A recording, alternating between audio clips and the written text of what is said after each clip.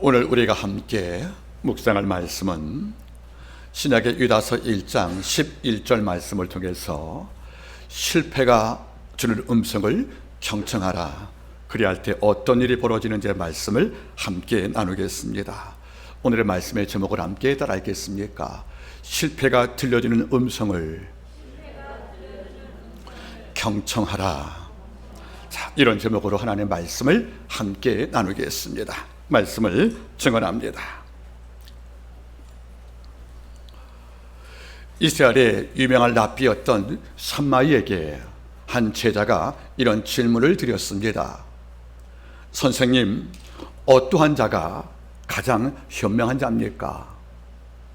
이런 질문을 던지자 랍비 샴마이는 이렇게 답을 했답니다. 지상에서 가장 현명한 자는 항상 배우는 사람이다. 항상 배우는 자다. 삶의 모든 부분에서 유익을 배우는 자가 바로 현명하다고 말합니다. 그렇습니다. 현명한 자는 삶의 모든 부분에서 배웁니다. 설사 그 사건이 비극이랄지라도, 때로는 실패랄지라도 그 속에서 많은 유익을 얻고 또 배운다는 것을 잊지 말기를 바랍니다. 우리가 가끔 알고 있지 않습니까? 넘어지면 그냥 일어나지 말고 돌이라도 하나 줍고 일어서란 말이 있지 않습니까? 이런 까닭에 현명한 자는 어떤 상황 속에서 설사 아름답지 못한 비극과 실패 속에서도 많은 걸 배우는 자가 있다고 생각을 합니다. 가끔 저는 돌아봅니다. 우리가 살다 보면 누구의 실패를 목격하잖아요. 누구의 패배를 목격할 때가 종종 있습니다. 이런데 타인의 패배를 보고 타인의 실패를 보고 반응하는 세 종류의 반응이 있습니다. 즉, 어떤 자의 실패를 보면 반응이 세 가지로 나뉠 수밖에 없다는 것이지요. 첫 번째가 어떤 반응입니까? 조롱하는 겁니다. 비판하는 겁니다. 누구의 실패를 보면 저거밖에 안 되는구나, 저럴 줄 알았어 하고 타인의 실패를 적나라하게 비판하고 극렬하게 판단하고 그를 저주합니다. 이런 종이 있다는 거지요. 하지만 가끔 제가 말씀을 드리지요. 타인의 실패를 보고 비난밖에 할 줄 모르는 사람보다 불행한 자가 없다는 겁니다. 여러분들, 우리는 어떤 태도입니까? 타인의 실패와 불행을 보고 우리는 조롱과 비난밖에 하지 못하는 이런 종이라면 우리 또한 그보다 나을 것이 없다고 생각합니다. 다음 두 번째, 타인의 불행 앞에 어떤 태도가 있습니까? 두 번째, 우울감이라는 겁니다. 나는 실패 안 했어. 나는 쟤보다 탁월하기 때문에 난 저런 실패하지 않을 거야 하고 자기를 위로하는 겁니다. 전자가 타인의 실패를 비판하고 정죄했다면, 두 번째 인물은 나는 저런 실패를 하지 않았기 때문에 나는 저보다 우월해, 난 탁월해, 이런 자기 만족, 자기 우울감으로 타인 실패를 바라본 자가 있다는 거 아니겠습니까? 여러분들, 사도 바울은 고전 10장 12절 말씀에서 이런 말씀을 남겨주었어요. 그런즉 선지로 생각한 자는 넘어질까 조심하라. 그런즉 선질로 생각하는 자, 나는 섰다는 거예요. 나는 안 넘어졌다는 거지요. 나는 견고해서 분기 없다는 거죠. 순간 나는 섰다고 생각하는 그 순간에 바울은 우리에게 전곡을 지릅니다. 넘어질까 조심하라는 겁니다. 여러분, 잊지 마세요. 타인 실패를 적나라하게 비판과 극렬하게 판단하는 것도 물론 무섭지만, 어떤 정도는 타인의 실패를 바라보고 나서 자기 만족에 취해서 살고 있다, 이것도 그 못지않은 위험과 같다, 그런 말입니다. 세 번째 태도가 있습니다. 타인의 실패를 보면서 뭘 느끼냐면 교훈을 받는 겁니다. 사람이 실패할 수 있구나, 많은 준비가 해도 실패할 수 있구나, 그와 나는 어떤 차이가 있을까? 지금은 먼저 그 자에게 실패가 다가왔지만 다음에 이런 상황이 내게 올 경우에 나도 이해할 수 없다고 생각하는 겁니다. 그래서 타인의 실패 속에서 뭘 느끼냐면 교훈과 유익을 얻고 있다는 거지요. 철저하게 거기서 여러분들 배움이 있다는 거 아니겠습니까? 갈라디아서 6장 1절 말씀은 우리한테 귀한 말씀을 남겨주었습니다. 형제들아, 어떤 이의 범죄가 드러나거든 신령한 너희는 온유한 심령으로 그를 바로잡고 너희 자신도 시험에 들지 않을까 삼가하라. 여러분, 타인의 실패에서 교훈을 받는 거예요. 그 실패가 그 자리에 끝나는 개인 사건이 아니고 내게도 올 수 있는 것이 아니겠습니까? 제가 좋아하는 옛말이 있답니다. 옛말에 그런 말이 있죠, 여러분들. 복철지게란 말이 있어요. 복철지게. 복은 뭐죠? 넘어진 거예요. 뒤집혀진 겁니다. 철은 뭡니까? 수레입니다. 복철이 뭡니까? 넘어진 수레예요. 지게란 말이 뭐죠? 거기서 교훈을 받는 거예요. 내가 가고 있는데 내 앞서간 수레가 넘어졌어요. 그러면 넘어졌다고 여러분들 놀라고 좋아할 것이 아니라, 비판할 것이 아니라, 왜 넘어졌다고 바라보니까 앞에 간 수레가 돌에 걸렸거든요. 그러면 나는 뭡니까? 이거 피해갈 수밖에 없잖아요. 피해가면 타인의 실패가 나한테 유익이 안 되었습니까? 이게 바로 복철지기입니다. 또 한 가지 있단 말이에요, 여러분들. 그 다음 말이 뭐죠, 여러분들? 전복훅이란 말이 있어요. 전복은 뭐죠? 앞에 갔던 수레 발자국을 말하는 거예요. 앞에 발자국 바라보니까 비틀거리네요. 뒤에 따라간 수레도 여러분들, 이 길은 위험하니까 돌아가는 겁니다. 여러분들, 우리가 알다시피 복철지게든 여러분들 전복후게든 간에 뭡니까? 앞에 간 실패를 보고 나서 많은 교육을 얻고 유익을 얻을 경우에 내 실패가 반감되는 것이고 그만큼 위험성도 적어지지 않겠습니까? 이런 태도가 필요하다는 것이에요, 여러분들. 그런데 대부분 사람들은 타인의 실패를 보고 나서 느끼는 마음이 다 달라요. 누구는 여러분들 자기의 우월감, 비판 끝나잖아요. 여러분, 제가 가끔 말씀을 드리죠. 남의 집에 불 났으면 불구경하지 말라고요. 내 집에 불난소가 하는 겁니다. 그 집에 불 났으면 내 집도 불 옮길 수 있는 것이 아니겠어요, 여러분들. 이런 말을 사람들은 남의 집에 불 나면 불구경하다가 내 집 타는 것을 모르고 산다는 것이 아니겠습니까? 바로 이겁니다. 어떤 실패는 비참하지만 이 실패에서 내가 교훈을 받으면 이 실패는 유익일 수밖에 없다는 거예요. 그래서 서두에 언급했습니다. 현명한 자는 모든 것에서 배운다. 특히 타인의 불안과 실패에서 유익을 얻는 자가 내 삶을 견고히 만드는 현명한 자라고 라비는 말씀을 남겨줬다는 것이 아니겠습니까? 오늘 성경 말씀은 실패한 세 인물을 언급을 합니다. 첫째가 창세기 4장의 가인이에요. 둘째가 여러분들 민수기 31장의 발람이고요. 세 번째가 민수기 16장의 고라가 됩니다. 성경의 유다서의 기자는, 즉 예수님의 동생이었던 바로 유다는 신약 성도가 경계해야 할, 또 누구의 실패를 언급하면서 이런 실패를 반복하지 않기 위해서 그의 교훈을 남겨주었는데, 가인의 실패, 발람의 실패, 고라의 실패, 그의 실패 속에서 사람들이 이 정도밖에 안 돼. 참 어리석은 사람들이네. 이리 끝나지 말고요.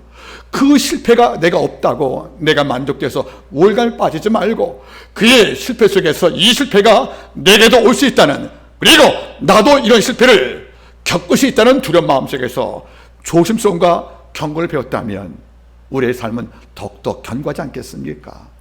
오늘 저는 세 인물의 실패를 여러분께 알려드리고 나누고자 합니다. 이 실패 속에서 우리가 유익을 얻어야 합니다. 교훈을 받아야 합니다. 그리고 이 실패 속에서 혹시 내게도 실패한 세 인물의 영적인 유전자가 있다면 속히 떨리는 마음으로 제갈 기도가 필요하지 않겠습니까? 오늘 이런 과정을 통해서 오늘 실패가 들려주는, 세 인물의 실패가 들려주는 음성을 듣고 경청을 하고 내 삶의 점검과 성찰이 함께 있기를 부탁을 드리겠습니다. 말씀의 배경을 설명합니다. 본문은 유다서입니다. 우리가 알다시피 유다는 예수님의 친동생이었습니다. 다시 말하면 야고보서와 함께 주의 형제 가운데 두 분이 하나님의 말씀을 남겨주었는데 바로 유다입니다. 놀라운 것은 주의 공생애 때 주의 혈육이었던 형제들이 예수께 호의적이지 않았잖아요. 하다못해 뭐 했다고요? 미쳤다고 그랬거든요. 미쳤다고.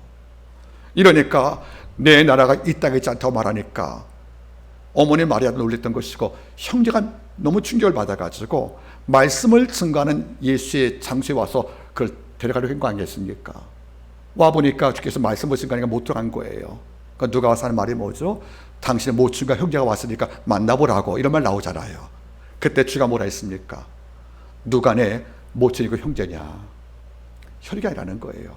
하나님의 말씀을 듣고 지킨 자가 내 형제라고 해서 가르침을 바꿔줬다는 거죠. 결국 못 만났은 거예요. 그러니까 십자가 달리기 전까지 마리아는 모르겠지만 그 형제를 좀 이해를 못했다는 거죠. 이런데 십자가에 죽으신 예수가 부활했고 생명을 줄 사건 이후에 형제 가운데 야고보와 유다가 회심을 한 거예요. 그래서 야고보는 야고보서를, 유다가 이 말 쓰시면서 주의 교훈을 계시한 사건이 바로 놀라운 충격입니다, 여러분들. 그런데 유다서가 왜 기록이 됐을까 하는 문제예요. 그것은 이유가 하나가 있습니다. 신학적으로 이른바 나스틱주의, 그노시스주의라는 영지주의가 등장을 한 거예요. 영지주의 그러면 버섯 이름이 아닙니다. 영지주의는 굉장히 위험한 사상이었어요. 자, 무슨 말이냐면 다 설명 못하지만 간략히 말씀을 드리겠습니다. 교회에 영지주의가 왜 들어왔냐면, 그리고 어떤 사상이냐면 이거예요. 영지주의는 크게 이원론적인 사상이었습니다. 바꿔 말하면 우리의 영은 거룩하고 육은 더럽다는 거예요.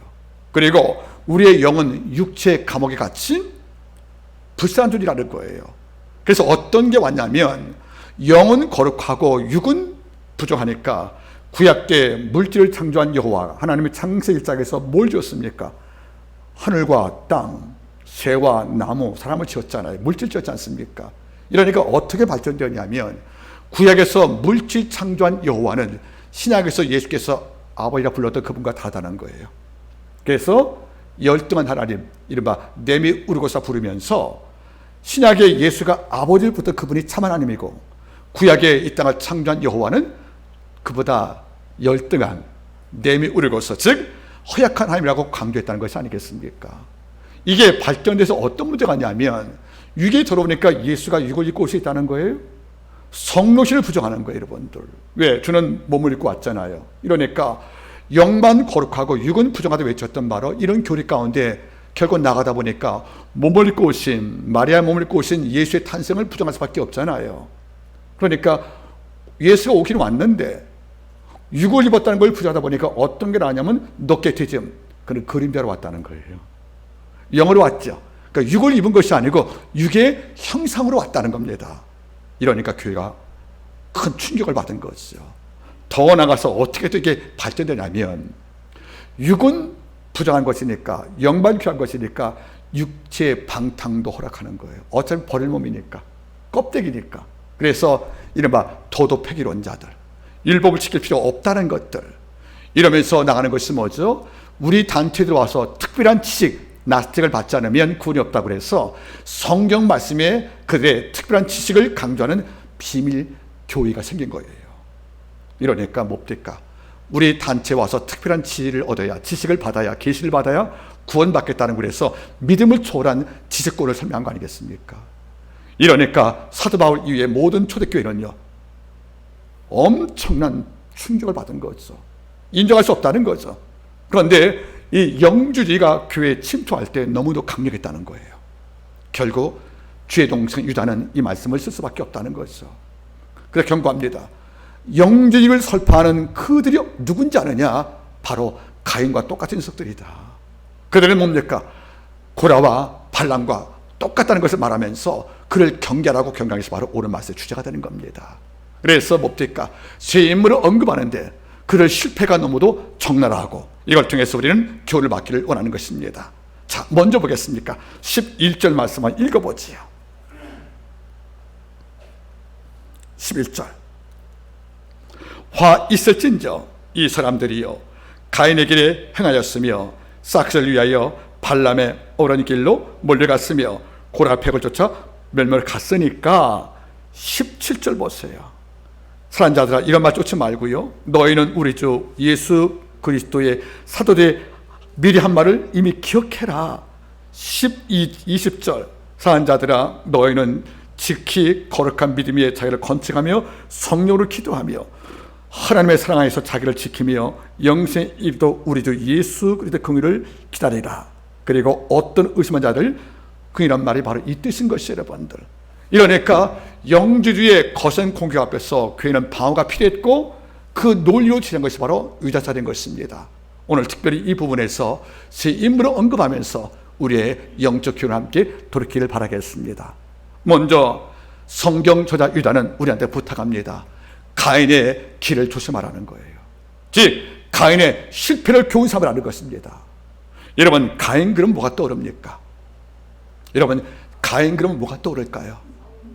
아우 아벨을 살해한 자.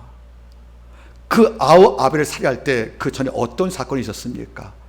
하나님께 아벨과 동시에 제사를 드렸지만은 동생 아우 제사가 하나님께 연락이 되었고 가인 제사가 연락이 안 된 거예요. 이럴 때 가인이 회개하여 하나님께 내 제사가 잘못되었음을 물어보고 고치겠다고 해서 회심을 했습니까? 아니면 얼굴이 안색이 바뀌었습니까? 안색이 바뀌었다는 거예요. 여러분, 잘 보셔야 돼요. 거룩한 하나님 앞에서 일개 피조물이 자기의 제사가 거부된 이유 때문에 아버지 앞에 얼굴을 붉혔다는 겁니다. 여러분, 잘 보세요. 동등한 친구 관계에서도 얼굴 붉히면 이게 실례고 무례함인데, 또 가까이 내 부모 앞에서 자식이 얼굴 붉히고 대들면 이것도 부모의 마음의 아픔인데, 우리와 과연 비교가 안 되는, 나를 있게 만들고 이 땅을 섭리하고 또 이 땅을 창조하시고 이 땅의 영원한 왕이시고 우리의 심판자시고 이 땅의 주권자인 그분 앞에 네 제사가 연락되는 이유 때문에 분개해서 얼굴을 붉히고 그분께 안색이 되었다는 것은 엄청난, 여러분들, 무리함인 것입니다. 하나님은 이걸 보시고 이 아이가 자기 제사가 거부된 이유를 내게서 문제 찾지 않고, 즉 가인 자체가 찾지 않고 아벨이 있기 때문에 하나님이 아벨을 편애해서 내 제사 거부됐다고 오해하고 있구나, 그래서 부탁하는 거죠. 죄가 내 문에 엎드렸다. 죄의 소원이 네 마음에 있다. 즉 네가 동생 아벨을 죽이려는 마음이 있구나. 너 죄 다시 하고 아버지가 경고됐단 말이에요. 그러니까 가인은 이런 마음이겠죠. 아벨만 없으면 내 제사 거부 안 됐을 거라는 자기 착각들이요. 이러니까 아벨을 제거할 마음을 하나님이 읽었다는 거죠. 그러니까 주는 말씀한 거죠. 가인아, 너 조심할 게 있다. 뭔데요? 죄의 소원이 내게 엎드리고 있다.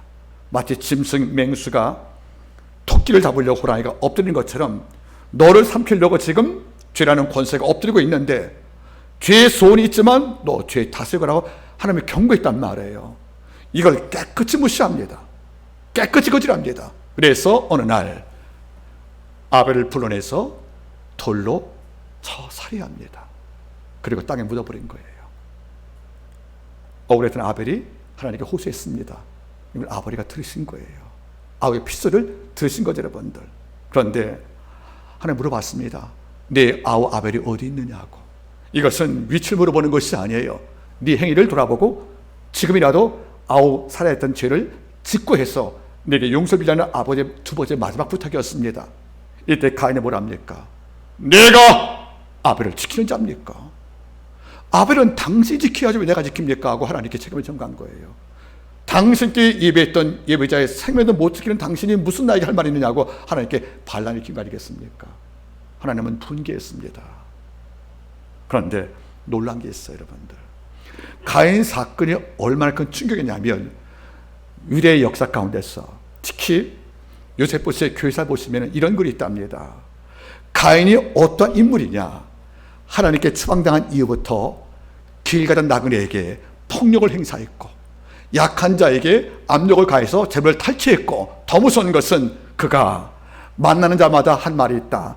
이 땅에 하나님은 안 계시고 심판자도 없고 심판도 없고 영생도 없고 지옥도 없다는 이런 잘못된 모든 교훈을 모든 자에게 선동했다는 글이 나온 겁니다.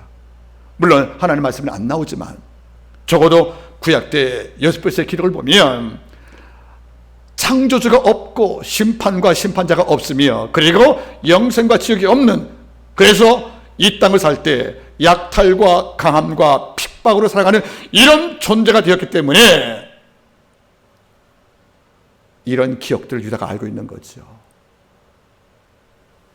보세요, 여러분들. 하나님이 없다고 선동했다는 거죠. 이런 가르침을 지금 영주의가 지금 하고 있다는 겁니다. 교회에서도. 그러면 근본 돌아보겠습니까? 가인이 왜 이렇게 망가졌습니까? 따라하세요. 가인의 망가진 가장 큰 이유는 예배 실패였다. 예배 실패가 가인을 추락시켜버린 겁니다. 세상의 모든 실패가, 즉 영적 성도의 실패가 이유로 당할지 몰라도 끝까지 원리를 찾다 보면 하나님과 관계 실패에서 왔다는 겁니다. 가장 중요한 예배 실패, 즉 실패한 예배에서 우리 삶은 붕괴할 수밖에 없다는 것이 아니겠습니까? 여러분 돌아보세요. 우리가 언제부터 세상을 좋아했습니까? 우리가 언제부터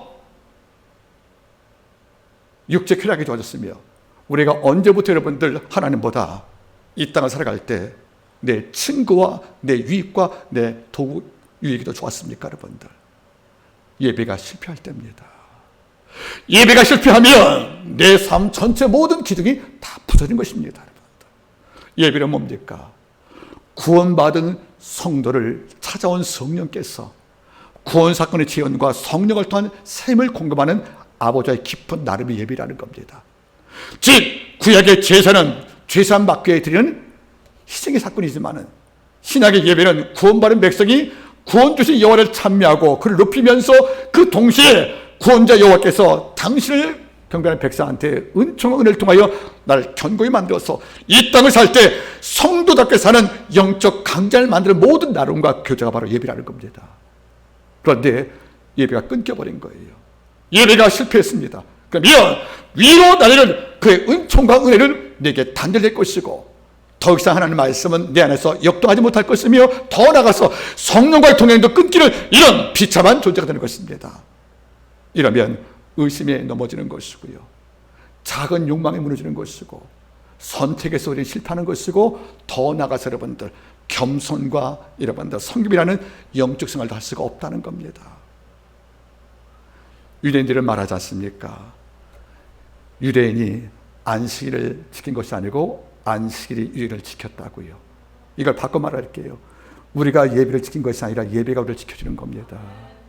예배라는 갑옷을 입은 자는, 그리고 예배라는 창을 얻은 자는, 그리고 예배라는 권력을 가진 자는 세상 감당하지 못합니다. 예배는 단순히 주일 나와서 1시간 드리는 시간일지 몰라도 그 1시간 드리는 우리의 모든 순서에 포함된 내 믿음의 고백을 통하여 하나님께서는 이 땅에 상상할 수 없는 의로운 은총으로 내 영을 채우고 만져주는 것이 아니겠습니까? 주는 말씀했어요. 수고하고 무거운 짐진 자들아 다 내게로 오라고요. 어디로? 예배 공간으로 여러분들. 그러면 내가 너에게 쉼을 줄 것이라고요. 쉰다는 말이 뭡니까? 근심에서의 자유로움들, 두려움에서의 해방들, 그리고 염려와 실패에서의 승리를 창조하는 사건이 바로 쉼이 아니겠습니까? 여러분들, 하루 살아갈 때에 왜 이렇게 내 삶에 의욕이 없어졌지?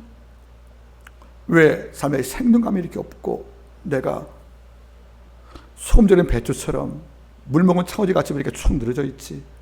왜 아침에 잠을 깨어도 내 속에서 설렘과 감사가 없지? 이럴 때 다른 이유 찾겠지만 하나 돌아보세요.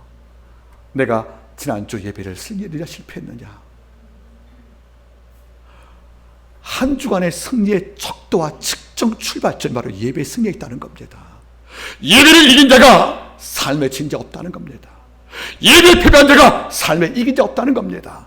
우리가 주일날 예배든 일상의 예배든 간에 그 예배에서 우리가 발꿈치 부쩍 들고 어깨 세우고 내 목에 성대 세워가면서 하나님을 찬미하고 말씀에 경청할 때 내 전체 촉각을 세워가며 말씀을 씹어 삼킬 때 하나님은 내 속에서 큰 일을 할 수가 있다는 겁니다.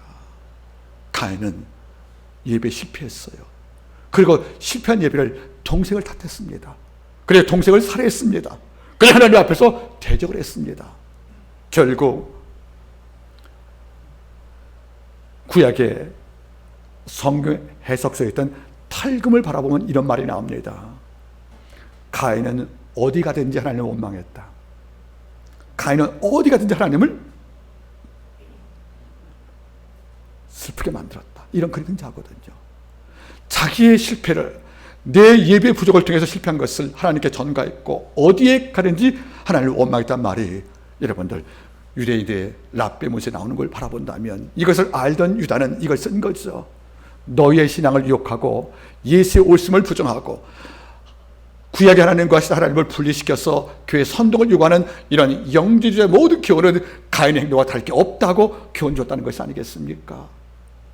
우리 주위에도 이른바 진짜의 옷을 입은 복음의 옷을 입은 가짜 교사를 갖고 있는 이단들이 참 많이 있습니다. 여러분 잊지 마세요. 옛말 가운데 근목자이란 말이 있어요. 여러분들, 우리가 붓글씨 쓰는 문방 사업 가운데서 여러분들 먹물 갈아서 붓을 때 아무리 깨끗한 사람도 손에 묻잖아요. 여러분들, 그러니까 묵을 가까이 하면 묻을 수밖에 없다는 거예요. 여러분들, 우정도 좋고 여러분들 다 좋습니다. 하지만 그가 나하고 전혀 다른 예수를 믿고 있다면 그 만남도 한 번쯤은 조심할 필요가 있는 것이고, 더 나아가서 여러분들, 내가 그자를 영으로 압도할 실력이 없다면 조심하는 것도 죄가 아니겠습니까? 여러분이 가인의 길 조심하십시오. 어떤 경우든지 여러분께 부탁드립니다. 예배만 승리해도 내 삶에 큰 패배 없다는 겁니다. 그리고 예배 전체에서 그날 내게 주시는 하나님의 말씀을 가슴에 꼭꼭 챙기고, 마치 에스겔 3장에서 하나님께서 말씀했지 않습니까? 에스겔아, 이 두 말의 말씀을 내 입에 넣고 창자에 채우라고. 여러분들, 예배 때 주신 모든 말씀과 찬양과 감사의 영광을 여러분 입에 삼키고 창자에 채울 때 이런 종을 넘어질 자 이 땅에 없다는 겁니다. 이번 주에 오전 기도할 때, 하나님, 코로나19의 팬데믹으로 이제 모든 성도가 교회에서 예배하는 것조차 이제는 비상식이 되어버렸잖아요. 그렇죠? 정상이 비정상이 되어버린 거잖아요. 이제는 교회 가서 예배한다 그러면 사람들이 오히려 이상하게 보잖아요. 그 말을 우리가 뭘 할 마음은 없어요. 이해는 갑니다. 그러나 하나 잊지 마세요. 원래 교회는 모이는 곳입니다. 모여서 하나님을 찬미하는 곳이에요. 초대교회를 바라보세요. 저희가 성전에 모이기를, 매일 모여 떡을 띄고 매일 모여 감사 찬양했다고. 여러분들, 근데 우리는 현실 그러하니까 현실에 나를 맞춰버린 거예요. 그래서 이제 예배가 아닥히만 저 의식이 돼버린 거 아니겠습니까? 여러분 꼭 부탁입니다. 뜨거움으로, 진정으로, 그리고 감사함으로, 선으로 예배 마시기를 바라겠습니다. 두 번째 실패가 있습니다. 누굽니까 여러분들? 두 번째는 바로 1장 11절 화 있을진저 우아이 아우스티 이런 말인데, 뭐죠 여러분들? 저주가 떠나지 않겠구나 이 사람들이요. 가인의 길을 행하였으며 싹을 위하여 발람이 어떤 길? 어른 길로 올라갔다고 말합니다. 자, 싹이란 말이 나오고 그 다음 형사가 뭐죠? 어른이란 말이 나오는 거죠. 여러분들, 싹은 뭐죠 여러분들? 돈 때문에 알면서도 일부러 어른 길을 갔다는 말이거든요. 여러분들, 우리 발람을 우리는 어디서 봅니까 여러분들? 민수기 22장에 처음 등장합니다.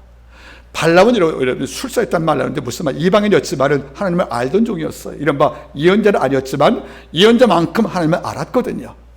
이런데 어느 날 애굽을 나왔던 여호수아 군대, 모세 군대가 바사나 옥을 치고 진격해 오니까 모압 왕은 두려운 거죠. 왠지 아십니까?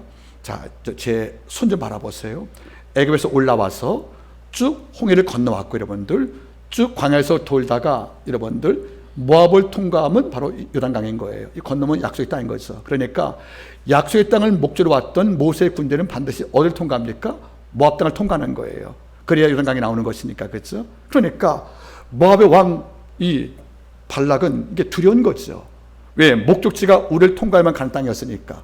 이러니까 군사력은 될 수 없다 생각했으니까 어떻게 했습니까? 바로 그 당시에 술사, 즉 흑마술을 저주의 영역에서 마술 자행했던 바로 이른바 발람을 고용을 한 거예요. 그럼 여러분들, 발락 왕이 발람을 구해서 어땠습니까? 처음에 많은 뇌물을 준 거예요. 하는 말이 뭐죠? 조건 하나입니다. 여호와 백성을 저주하라고요. 그러니까 아무리 돈에 관심을 가진 술사 발람이었지만은 여호와에 대한 두려움을 알던 이 발람이 처음에 그 제안을 쉽게 받지 못하고 나서 일단 돌려보냅니다. 여호와께 기도 한번 해보겠다고 여러분들. 그러니까 그 다음에 발락 왕이 우리 제안을 거절했어? 그러면 안 되겠구나 하고 더 많은 예물을 보내고 더 고위층을 보내서 협상을 한 거예요. 이러니까 마음을 주고 나서 허락을 합니다. 그래서 엄청난 뇌물을 받고 나서 당나귀 타고 저절에 갔다가 당나귀가 어떻게 했습니까? 길가에 잡고 벽에 붙는 거예요. 가지 말라고. 그러니까 다리 긁히는 게 화가 나가지고 채적으로 당나귀를 때리니까 드디어 당나귀가 말을 하게 됩니다. 이 사람아, 내가 언제 네 명령을 거부한 적이 있느냐고 따지는 거예요. 참 당나귀한테 혼내는 발람 바라볼 때 참 마음이 아프네 여러분들. 결국 저주 못한 거예요. 그리고 포기했습니다. 이런데 여기까지 우리가 알고 있는 거 아니겠습니까? 여러분들 민수기 31장 16절을 보시면 이런 기록이 나옵니다. 이스라엘 백성이 계속 승거하다가 미디안 땅에 시딤에 도착하는 거. 시딤에 여기서 나오지 않습니까? 발람이 미디안 군주와 협의를 하고, 그래서 이스라엘 백성을 저지까지 못했지만은 미디안 여성들을 풀어서 음행을 주도해서 시딤 땅에서 이스라엘 백성이 바로 뭡니까? 미디안 여인과 광야에서 음행을 벌인 거예요. 이걸 아버지가 알고 그날 24,000명을 죽였습니다. 하나님은 이거죠. 올무를 왔던 계시록 2장 14절에 보시면 또 나오죠 여러분들. 2장 14절에 보시면은 발람이 이스라엘 백성 우상을 놓고 올무를 와서 음행케 만들었단 말 나오거든요 여러분들. 그러니까 무슨 말이냐면 저주는 안 했지만 음란죄에 빠지게 해서 그게 우상 숭배든 육체의 간음에 상관이 없습니다. 그날 이스라엘 백성이 24,000명이 죽었다는 거예요 여러분들. 놀란 게 뭔지 아십니까? 그러면 이 발람이 왜 유다를 통해서 우리가 본받으면 안 될, 우리가 멀리할 실패의 대상으로 지목이 되었습니까? 그는 뭐죠 여러분들? 싹스를 위해서 여러분들 하나님 백성을 저절했던 바로 이런 소물이었다는 겁니다 여러분들. 그러면 발람의 실패가 뭡니까 여러분들? 따라하세요. 발람의 실패는 불의한 재물을 거절 못한 실패다. 여러분 거절 중요한 거예요. 우리가 거절 실패하면 하나님께 거절당합니다. 우리가 세상 악을 거절 못하면 하나님께 거절하는 것이 아니겠습니까? 우리 사울왕을 바라보세요. 왕이 스스로 작게 여길 때는 하나님이 왕으로 삼으셨으나 왕이 하나님의 말씀을 버렸으므로, 거부했으므로 아버지가 당신을 거부하여 왕들이 못하는 말씀 나오잖아요 여러분들. 저는 가끔 느껴봅니다. 무엇을 잘하는 것도 은사지만은 무엇을 하지 않는 것도 은사입니다. 사랑은 뭐하지 아니하며 자기의 이익을 굳이 아니하며. 여러분 사랑은 뭐뭐 하는 것만 있는 것이 아니에요. 온유하며. 사랑은 온유하다 그죠 여러분들? 오래 참으며 하는 거지 않습니까 여러분들? 또 사랑은 뭐죠 여러분들?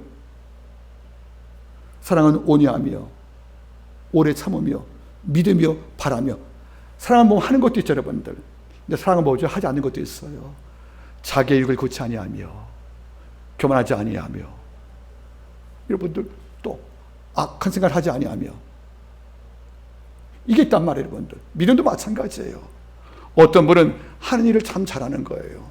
충성과 봉사 참 잘합니다. 근데 하지 않은 일은 잘 못하는 거예요 여러분들. 그래서 뭡니까 여러분들? 거절을 못하니까 결국 우리가 삼키는 것이고 이 반란같이 무너진 것이 아니겠습니까 여러분들. 놀란 기록이 있답니다.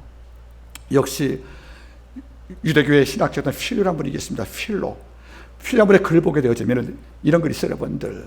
내가 아는 한 발람은 돈이 위해서 하면 못할 듯이 없는 자였단 말 나와요. 돈을 위해서 하면 못할 듯이 없는 자로 평가 나오는 거예요. 이 발람 무슨 말이겠습니까? 돈이 기준인 거예요. 내가 어떤 부탁을 받고도 청탁을 받을 경우에 이것이 옳은가 그런가가 아니고, 내가 어떤 일을 결정할 때 하나님을 기뻐하는 것인가 싫어하는 것이 아니라 이 일이 돈이 되는 것인가 아닌가, 이걸 봤다는 것이 아니겠습니까? 이걸 필로는 증언하고 있습니다. 결국 여러분들 발람의 실패가 뭡니까 여러분들? 뇌물에 넘어진 거예요. 바로왕을 꺾은 여호와를 본다면 자기가 저주한 들 저주가 되겠습니까 여러분들? 바로왕의 권력 밑에 수많은 수사가 있고 박사가 있었는데 그들도 여러분들 여기까지 못 막았잖아요. 그러면 일개 술사가 바로왕 밑에는 엄청난 마술사와 여러분들 제자가 많고도 그들은 못 꺾은 여호와를 일개 술사 내가 꺾을 수 있겠습니까? 그런데 돈 받고 저절에 간다는 거예요 여러분들. 자기 본술 모르는 겁니다. 여러분 어떻습니까? 일국의 왕이 뇌물 2번씩이나 가까우고 내가 평생 얼굴 보기 어려운 고위층 관리가 와서 내가 무릎 꿇고 부탁할 때 우월감을 느꼈던 바로 그 실패감들. 여러분 잘 보세요. 제가 과거에 언급을 했죠. 하나님이 나를 평가할 때 어느 순간 박수 받을 자리, 칭찬받을 공간에 한번 세워보는 거예요. 그리고 박수받게 하고 칭찬받게 합니다. 그때 아버지가 내 반응을 엿보시는 거예요.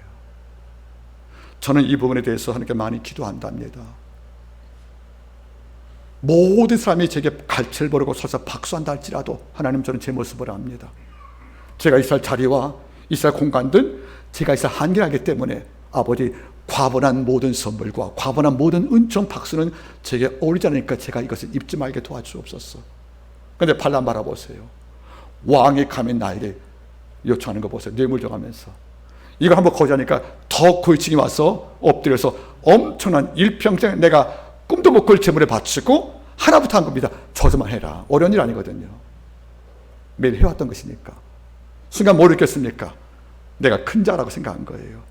내가 인류의 운명을 결정시킬 위치라고 생각하지 않습니까, 여러분들? 마치 러시아의 로마노프 왕조의 마지막을 흔들었던 바로 라스푸틴 같은 이런 교승, 사악한 종교처럼 자기를 착한 것이 아니겠어요, 여러분들? 이러니까 뇌물에 눈물이면, 즉 뇌물을 거절 못하면, 불의한 재물을 거절 못하면 내가 큰 줄로 알고 착각하는 것이고요, 내가 여호와의 백성을 저주하는 것이 얼마나 큰 악인지도 모르고 살아가는 이런 실패일 것밖에 없다는 것이 아니겠습니까? 결국 하나님께서는 발람을 어떻게 했습니까? 여호와께서 미디안 족속 칠 때 발람을 죽여버립니다. 미디안 구사와 함께 발람도 거기서 사망합니다. 하나님께 죽여버리십니다. 여러분 잘 보세요. 거절 잘하세요, 여러분들. 여호와께서는 당신과 늘 예비하고 늘 기도하는 영혼을 민감하게 만드시거든요. 어떤 문제가 딱 주어지고 나면 바로 분별력이 오는 거예요. 하나님, 이건 아닌 것 같은데요. 하나님께 뭔가 마음에 거슬립니다. 자, 따라하세요. 뭔가 일을 할 때 마음에 거슬리면, 마음에 걸리면 좀 더 기도해봐라. 성령은 굉장히 예민한 분이세요. 100명 1000명이 옳다 해도 내 마음이 뭔가 거슬리고 뭔가 걸리면 한번 여쭤보시기를 바랍니다. 그러면 이유가 있을 것이 아니겠습니까? 밤마다 여호와께서 내 심장을 교훈하시는 거예요, 여러분들. 여러분 잊지 마세요. 가인의 모든 폭락이, 그의 실패와 그의 추락이 실패한 예배에서 왔다면 이 발람은 어떤 것입니까, 여러분들? 철저하게 거절의 실패에 왔다는 것이 아니겠습니까? 저는 가끔 이걸 느껴본답니다.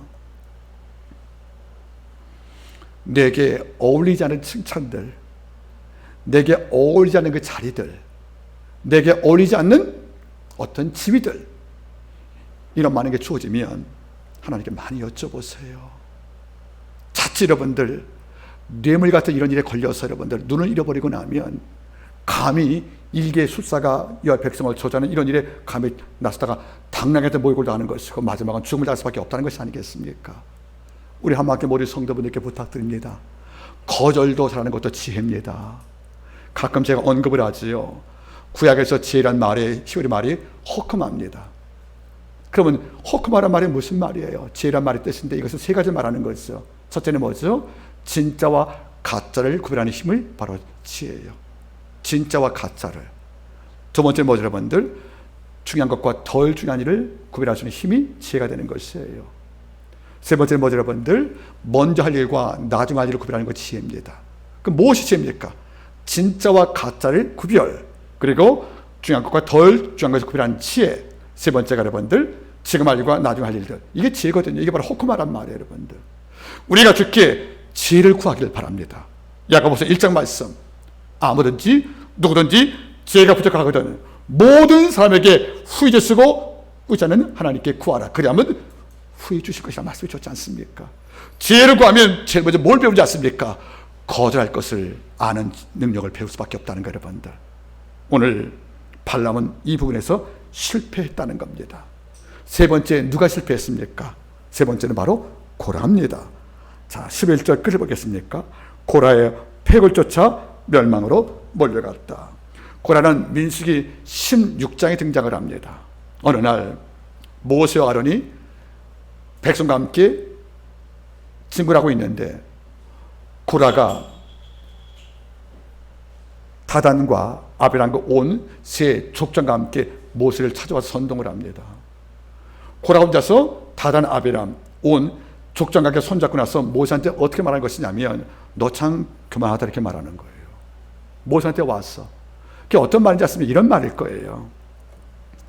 나도 레위 족속인데 하나님이 너하고만 이해간다고 생각하느냐. 즉 모세야, 네가 왜 하나님의 말씀의 모든 명령을 독점하고 우리를 종충하는 것인가. 이런 걸로 모세에게 대적을 합니다. 그러니까 모세가 하는 말이 뭐죠? 성경은 이렇게 나옵니다. 10장 4절 말씀에 고라가 모세를 거슬렸다는 말 나오는 거예요. 또 5절 말씀 뭐죠? 모세가 이렇게 엎드려 가로대하고 기도합니다. 자, 거슬린 고라 앞에 모세는 엎드렸습니다. 이런다 모세가 하나님께 응답을 경험합니다. 그러니까 누가 하나님의 세운 종인가 보려면 내일 아침에 너도 향로에다가 불을 담아서 여호와 장막에 모이자.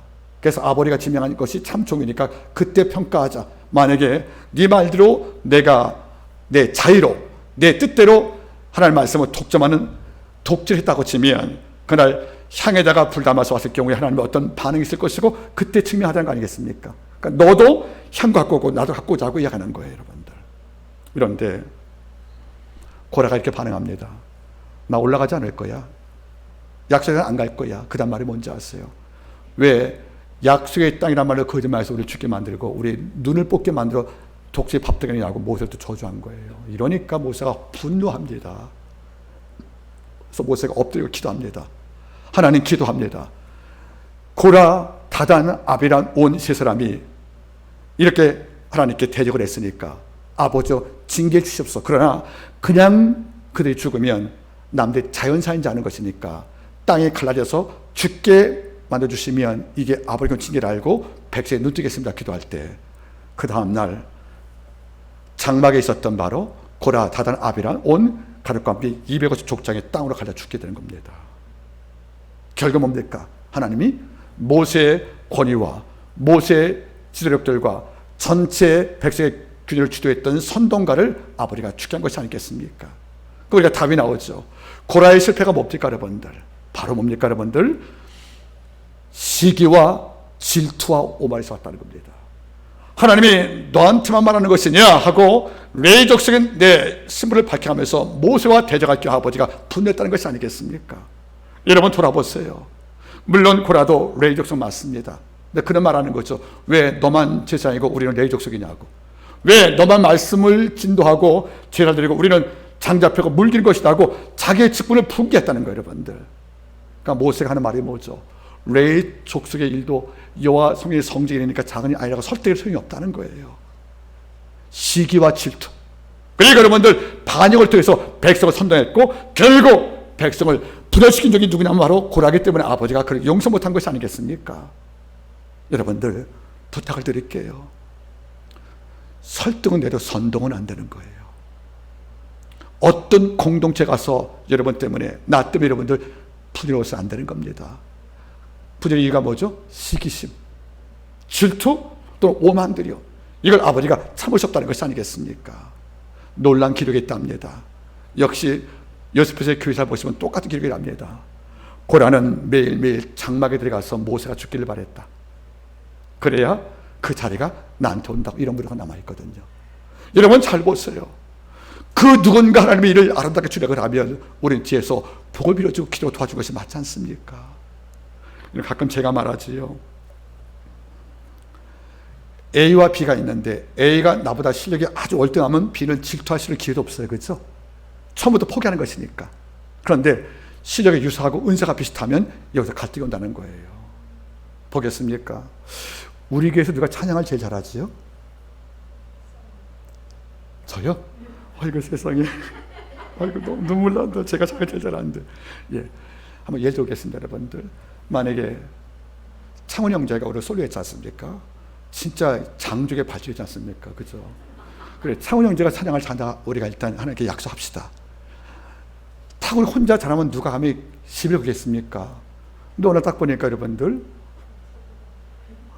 기호 형제가 찬양을 그만큼 하거든요, 여러분들. 이때부터 두 사이에 뭡니까? 묘한 길이 흐르는 거예요.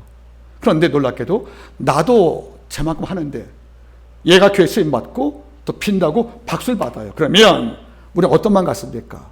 아버지요, 그와 내가 유사한 은사와 능력을 동일히 갖고 있어도 지금 아버지가 내가 볼 수 없는 아름다움을 그 있기에 아버지가 그를 쓰신 것이니까 제가 복을 빌기 원합니다. 그런 것이 맞잖아요. 그죠?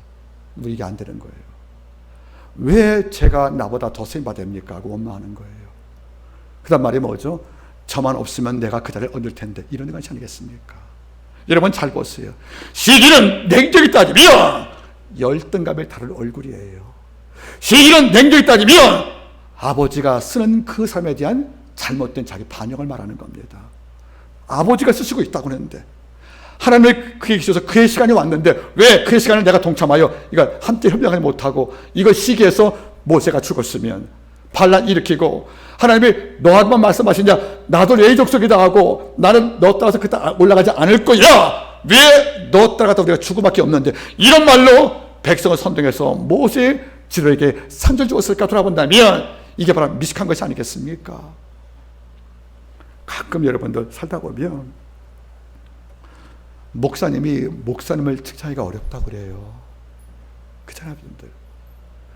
당신도 설교 얼만큼 한다 생각하고, 나도 교회 부흥시켰고, 나도 얼만큼 목회하고 있는데, 오늘 성도 와서 다른 목사님의 설교 칭찬하고 그분에 대해서 여러분들 뭔가 좋은 말로 하면은 그 앞에서는 웃을 수가 있는데 돌아가면 마음이 쓰리답니다. 그 왜 그럴까, 여러분들? 자기라는, 즉 내 속의 시기라는, 내 속에 여러분들 나만이라는 그 울타리를 못 넘은 거예요. 그 문턱을 여러분들 고라는 넘어졌답니다. 우리 같으면 이런 마음이 있지 않겠습니까? 설사 내 능력이 많다고 내가 생각날지라도 지금 모세를 건드려서 그가 죽었다든지 어떤 상처를 받아서 백성을 인도하는 영적 연길에 차고 생기면 이것도 큰 문제인데, 아직 약속이 있다는 것도 아닌데 지금 가는 과정인데 여기서 반란도 뭐하고 여러분들 그가 패역을 했습니까? 이건 여러분들 아버지 볼 때는 설득력이 없다는 것이 아니겠습니까? 여러분 부탁을 드리겠습니다. 모든 실패는 이유가 있는 거예요. 가인은 예배 실패가 이었습니다. 그리고 발람은 뇌물을 거절할 만한 담잠이 없다는 것이 이유가 되는 것이고요. 이 고라는 내 속에 꿈틀거리는 욕망과 야망을 이기지 못한 거예요. 여러분 제가 설교할 때 언급을 했죠. 여러분들 인간은 필요한 것보다 더 많은 것을 요구하는 유일한 동물이다. 인간이 같은 실수를 반복하는 것은 바로 이 때문이다. 욕망을 갖고 있기 때문에 실수를 반복하는 거예요. 여러분들 이러니까 그 욕망을 제하지 못했던 이 고라는 내가 언제쯤 저 자리에 올라갈까, 내가 언제쯤 모세의 자리를 내가 대체할 것인가, 이런 야망으로 계속 꿈을 꾸다 오는 순간에 이것이 안 되니까 동료를 선동해서 반란 일으켰고, 결국은 그의 동참했던 250명 가리가 족장이 땅에 삼킴당한 죽음으로 삶의 피고로 끝난 것이 아니겠습니까? 여러분들 욕망을 잘 다스리기 바랍니다. 시기를 잘 설득을 하세요. 이것이 툭 튀어나와서 여러분들 무기가 안 되도록 따라하겠습니까? 내 속의 시기가 툭 튀어나오지 않도록 잘 다스려라. 욕망과 시기가 툭 튀어나오면 여러분들 사람을 저희 흉기가 되는 것이 아니겠습니까? 가끔 이걸 느껴봅니다. 어느 글을 보다 보니까 이 문장이 참 마음에 들더라고요. 그러니까 제 말이 아닙니다, 여러분들. 현명한 CEO, 현명한 기업주들은 내가 뭐를 실패할 때, 따라하겠습니까? 현명한 CEO는 사업에 실패했을 때 창밖을 보지 않고 거울을 바라본다. 자기 얼굴을 바라본다는 거예요. 내 얼굴에 실패가 써있구나 하고 이걸 보겠다는 거죠. 창밖을 바라보는 게 아니래요. 거울을 본대요. 실패율을 밖에 찾는 것입니까? 아니죠. 내게 찾고 있다는 거예요. 만약 가인이 하나님 제가 예배 실패했습니다 하고 얼굴 붉히지 말고 제가 어떤 부분에 문제가 있습니까 물어봤다면 다음 제가 또 얻을 수 있는 거 아니겠어요, 여러분들? 왜 동생을 죽입니까? 그는 밖을 바라봤지 거울 본 게 아니라는 거예요. 만약에 발람이 뇌물보다 더 큰 아버지 은총이 있는데, 마치 출애굽기 1장에서 바로왕의 명령 거부했던 그 산파들이 바로왕의 약속한 그물보다 더 큰 은총을 입었지 않습니까? 더 큰 은총을 바라보고 여러분들 발람의 뇌물을 거부했으면, 이걸로 실패를 발견했으면 그가 이런 불행을 맞을 것이 아니란 말이에요, 여러분들. 만약 고라가 하나님 저도 모세같이 기도하고 회막에 살겠습니다, 그 이후에 제가 모세를 도와서 더 큰 일을 감당하자고 기도했다고 하면 그의 삶이 이렇게 처참하게 마치지 않겠습니까, 여러분들? 말씀을 제가 맺기를 원합니다. 어떤 실패는 유익이 됩니다. 누가복음 5장에서 밤새껏 금을 던져도 못 낚았던 베드로의 실패는 새벽에 주가 오셔서 깊은 데 금을 던질 경우에 겸손을 비워서 금을 던질 만큼 마음으로 바뀔 수가 있다는 거예요.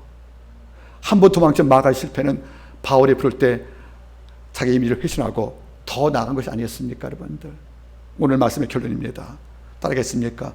문제 해결보다 문제 발견이 더 중요하다. 이제 발견하시기 바랍니다. 나는 왜 실패하고 있는지, 나는 왜 넘어졌는지 이걸 발견하면, 즉 문제 해결은 능력 문제지만 문제 발견은 통찰력 문제거든요. 가인과 발람과 고라는 문제를 발견하지 못하고 넘어진 자입니다. 오늘 일주일 동안에 여러분께 어떤 유혹이 올지 모르겠습니다. 예배가 실패하지 않길 바라겠고요. 여러분들 거절이 실패하지 않길 바라겠고요.